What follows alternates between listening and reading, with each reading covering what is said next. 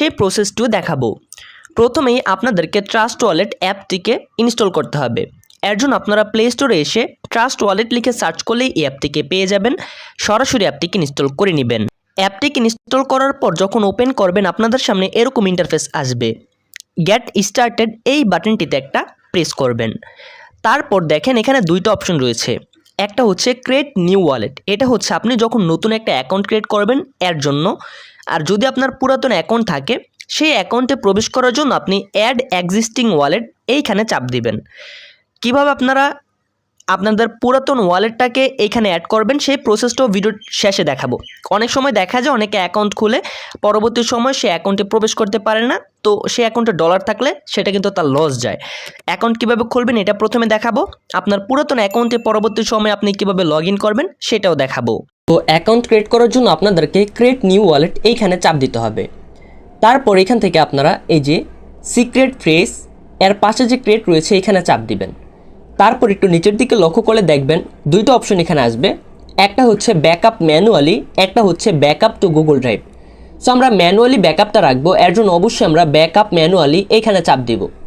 উপরে যে স্কিপ আছে এখান থেকে আপনারা কখনোই স্কিপ করবেন না, জাস্ট এই যে ব্যাকআপ ম্যানুয়ালি জাস্ট এই অপশনটিতে চাপ দিবেন।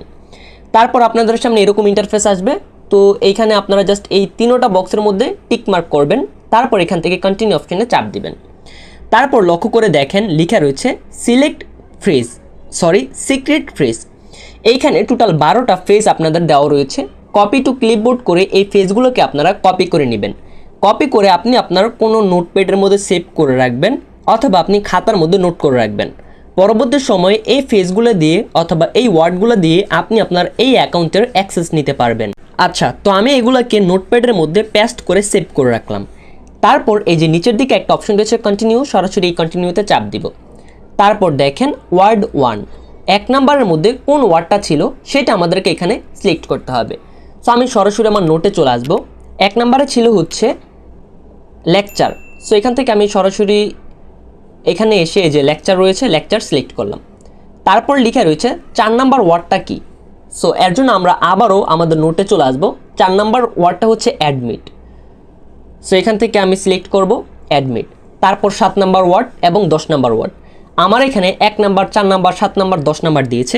আপনাদের এখানে অন্য নাম্বারগুলো চাইতে পারে। যেই নাম্বারের ওয়ার্ডটা চাইবে আপনি দেখে দেখে সেই ওয়ার্ডগুলো এখানে সিলেক্ট করবেন। তারপর নিচের দিকে একটা লেখা আপনারা পাবেন কনফার্ম, সরাসরি এই কনফার্মে চাপ দিবেন। তারপর একটু লোডিং নেবে এবং এইখানে তারা বলবে ক্রিয়েট পাসকোড। এখানে আপনাকে একটা পাসওয়ার্ড দিতে হবে। আপনি যখন ট্রাস্ট ওয়ালেট অ্যাপের মধ্যে প্রবেশ করবেন তখন এই পাসওয়ার্ডটি দিলে আপনাকে অ্যাপের মধ্যে নিবে। সো এর জন্য আমি এখানে জাস্ট একটা পাসওয়ার্ড দিয়ে দিলাম আপনাদেরকে দেখানোর জন্য। সেম পাসওয়ার্ডটিকে আপনারা আবারও দিবেন। তারপর দেখেন বায়োমেট্রিক লগ ইন, অর্থাৎ আপনি যখন ফিঙ্গারপ্রিন্ট দিবেন তখন আপনাকে পিন দিতে হবে না। সো এর জন্য আপনারা কনফার্মে চাপ দিবেন। তারপর আপনার ফিঙ্গারটা এখানে দিবেন। দেখেন welcome aboard start using trust wallet, just এইখানে চাপ দেব। এখন কিন্তু ভেরিফাইডভাবে আমাদের একটা ট্রাস্ট ওয়ালেট অ্যাকাউন্ট ক্রিয়েট করা কমপ্লিট হয়ে গিয়েছে। এখন আসি